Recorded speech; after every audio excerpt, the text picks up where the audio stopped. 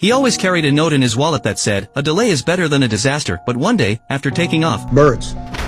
his plane hit a flock of birds. Both engines caught fire and stopped working. The captain didn't know the exact situation but felt the thrust drop sharply. Every move he made next would decide the fate of 155 passengers. He tried to reignite the engines but got no response. Then the cabin lost power. Without hesitation, he switched on the auxiliary power unit, restoring normality. The flight attendants told everyone not to panic, and all thought it was just turbulence. Unbeknownst to them, the cockpit was in a life-and-death race against time. The captain called the control tower for help. The tower ordered all planes to stop flying, cleared the runway, and assisted Flight 1549 in returning. But Sully knew, given their height, returning was impossible. The tower still had hope, but Sully's 42 years of flight experience told him they had to make an emergency landing on the Hudson River. After that, the tower lost their signal. The controller called Sully again and again. The nearest airport was only 11 kilometers away, but there was no response. He was distraught because the success rate of water landings was less than 1%. As the plane approached the water, Sully operated calmly. The first officer cooperated fully.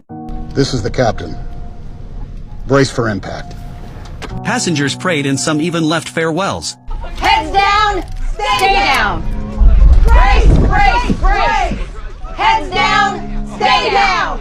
Sully adjusted the angle of impact and prepared for the crash. 50, 30, 20. The plane landed on the Hudson River at a perfect angle. It didn't break apart or capsize. After sliding for a distance, it came to a stop in the middle of the river, but a more dangerous test followed. Sully walked into the cabin and told all passengers to put on life jackets and evacuate in an orderly manner. Water flooded in instantly, quickly reaching the cabin windows. The plane could sink at any moment. The first officer was still shaken, and a flight attendant with a torn leg immediately joined the evacuation efforts. The front door opened, and the life raft deployed smoothly. The emergency exits on both sides were opened. Nearby passengers stood on the wings to wait for rescue. Some jumped into the river, trying to swim to the other side, but forgot it was freezing New York with temperatures below zero. Sully reminded people to wear life jackets and handed out blankets to increase their chances of survival in the cold. Fortunately, the nearby Coast Guard spotted them, and aerial rescue was on the way. All passengers were evacuated from the cabin safely. Boats rushed to the scene from all directions. The Coast Guard pulled passengers onto their boats one by one. The pilots jumped into the icy water to rescue those who had overestimated their abilities. 300 citizens also joined the rescue. Everyone worked together in an orderly fashion. Thanks to people's joint efforts, the rescue ended in just 20 minutes. The first thing Sully did after getting ashore was to call his wife to say he was safe, but he was still uneasy. The mayor and the police chief wanted to greet him, but Sully was only concerned about one number, 155. He needed to confirm that everyone on the plane was rescued, but it was impossible to count the number at the moment. At the first officer's strong suggestion, Sully was taken to the hospital for a checkup. At this moment, the Union president brought some news. 155. 155.